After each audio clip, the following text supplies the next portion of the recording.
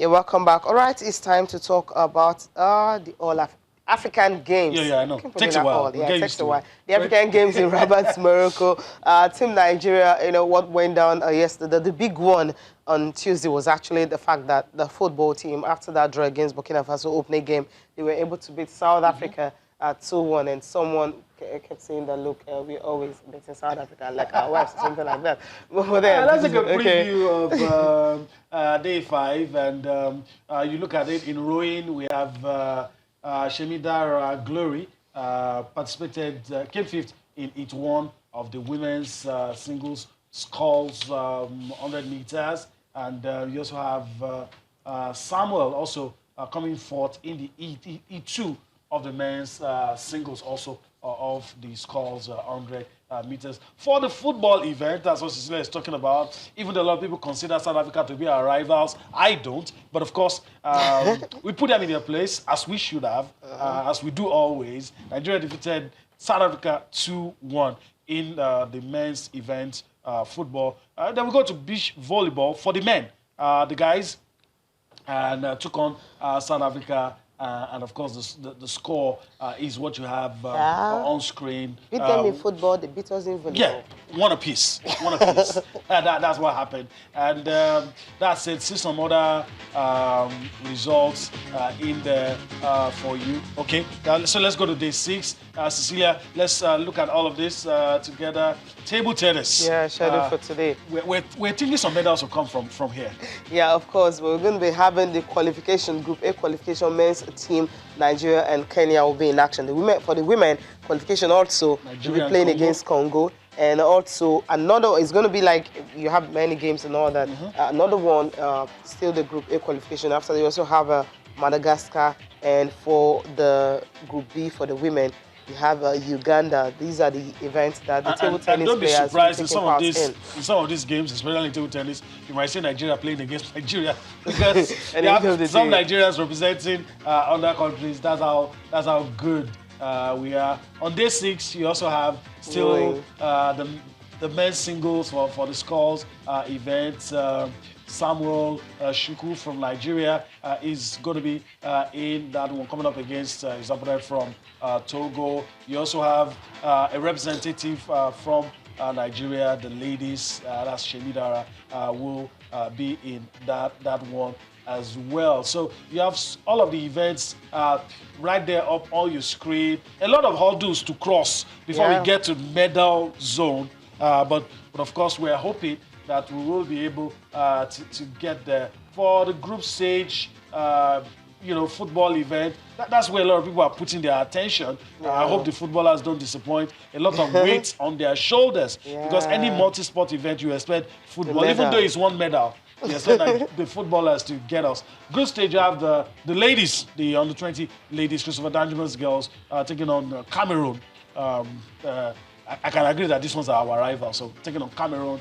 For basketball, the format is 3-3. Yeah, 3-3. Of course, you have Nigeria taking on, I think, Congo DR in that one for the men. We're taking on Gambia for the ladies. Just when you're done with the first game, then you step up for the second one. We're taking on Republic of Niger. So that's it in that one. We go to handball, the preliminary rounds. The men will take on Algeria, preliminary round as well. The ladies will take on Angola in that one. That's for handball. Just what to expect on day 6 of the 2019 African Games going down in Rabat, Morocco. Wishing Team Nigeria all the best. And hopefully we'll get a good position on the medal table. I wouldn't say top, but at least get a good position because other countries prepared well, and it's going to be unfair to expect nations like Egypt, South Africa. In fact, our problem used to be Egypt. What's fair in sports? If you play well, no matter how good your preparations is, when you come to the tournament and you don't play well, that's it. You can lose. So that's what I'm saying. You don't expect somebody that didn't prepare well to win. Oh, really? You don't. It happens. It's a miracle if it does. Okay, let me tell you what happened. Let me tell you what happened in Senegal. The Senegalese team, where I think they had like 3 months to prepare. Yes. They went across the world practically playing friendlies, The Tigers just had the opportunity to play Raptors Academy, just one. They had like less than 2 weeks in camp, like a week. That's what they had. Evelyn Nakato came 2 days before they left. So at the end of the day, it's all about all that. They went there and they beat everybody. Rock Africa, Crush Africa, and they came back with it. So I said we shouldn't gloss over that. Right, you're right. Do you understand? So sometimes it's about the grit and the will and determination. That's why I agree with you that we should not gloss over that. We shouldn't attempt to prepare like that. But there's this saying that there's an exception. There's always an exception to a rule. Precisely. Maybe that's what I want you to say. Maybe the girls were just that exception, but it doesn't happen every time. They were exceptional. It's not every time that David beats Goliath. It's not every time. So, okay, but he did it once in the Bible. But success is sweet when it comes after you have prepared. Absolutely. If you stumble on it, it's always very hard to replicate. Yeah, you're right about that.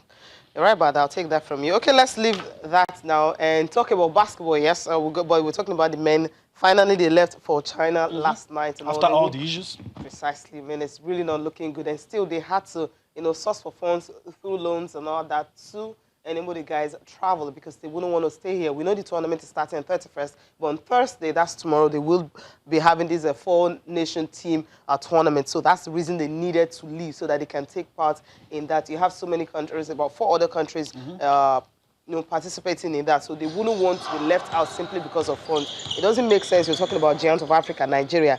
They can, play a tournament that is going 22nd to 27th. It's going to be against Iran, Montenegro, and Poland. You'll now be they'll be losing the opportunity to bond properly, to tune themselves into shape for this. And I mean, in spite of all the crises that we've had in Nigerian basketball, I think this is a plus for the NBBF. No matter what you want to say about the issues that they have, that look, it wouldn't be well for us if we do not make use of this opportunity to play in an invitational tournament before the main one starts. Because if we do that, it means that we're just going to China to make up the numbers. So absolutely. I'm impressed they got this done. Now we're making the appeal to the sports ministry, to the federal government.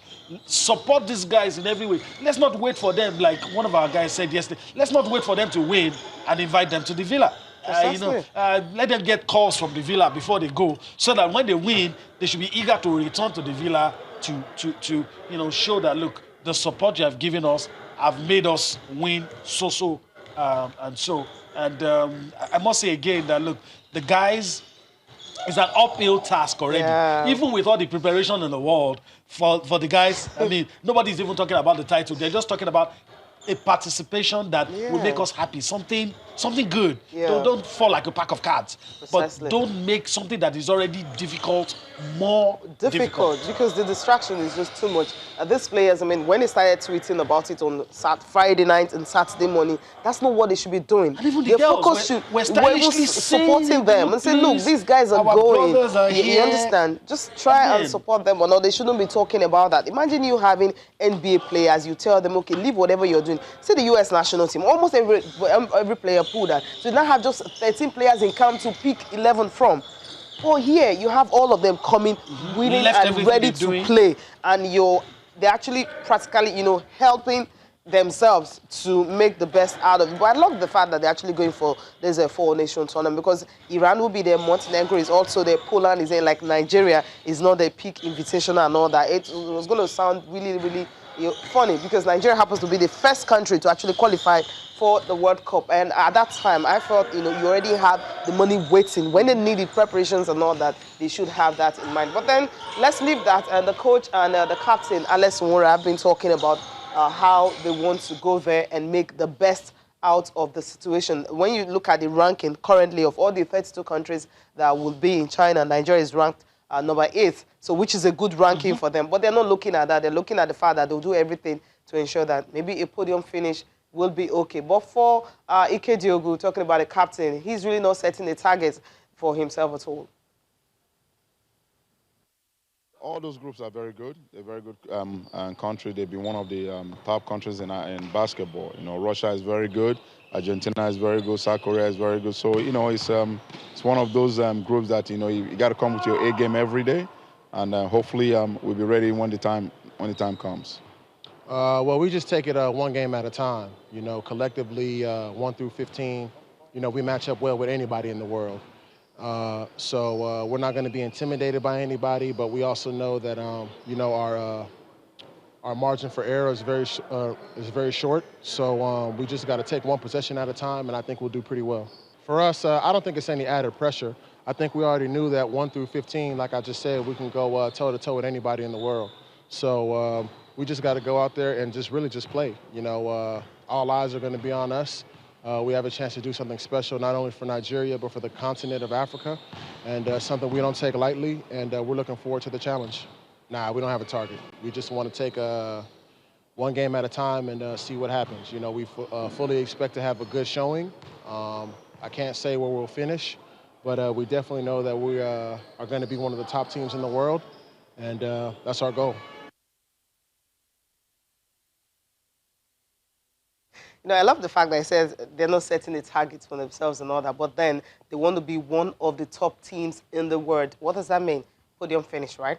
We'll keep our fingers crossed. But we need to enjoy the arrival of the D Tigers, bringing the trophy from Senegal to Nigeria, back-to-back champions. And after that, we have our guest, Olawale Shola. He will be joining us. Talk more on the transfer and what's going on in football.